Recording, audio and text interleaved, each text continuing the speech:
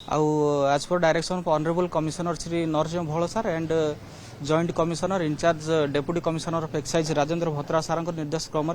आम इलेक्शन को दृष्टि रखिकी आम संबलपुर टाउन रे आमर जेते सब लिस्ट आम करूँ सब गुड़ाक रेड करूँ आज गोटे एक विश्व सूत्र खबर पाइकी आमर केतराजपुर पार्क छक पाखरे सुरेश अग्रवाल नामक जनक घरे गंजेई थिबार आम खबर पाइकी आम तुरंत मो स्टाफ सब नहीं आम चढ़ाऊ करूँ घर को आम तलाशी करिकी 176 केजी आम गंजेई जबत करूँ आ सेल प्रोसीड 57,300 टंका आम जबत करूँ जो गंजेई से कोर्टू आनी प्राइमरी इन्वेस्टिगेशन रु जना पड़ू से बौद्ध जिलार कंटामाल रु आनी बोलिकी मोबाइल रेकर्ड रु जहाँ जना पड़ू आउ भी आम अरेस्ट करने आम सब प्रस्तुत कर सारी आगामी दिन मानकर चढ़ाऊ बहु जारी रहा इलेक्शन को आखि आगे रखिकी मद हो गंजे हो ये आम चढ़ाऊ को अधिकतर करूँ आउ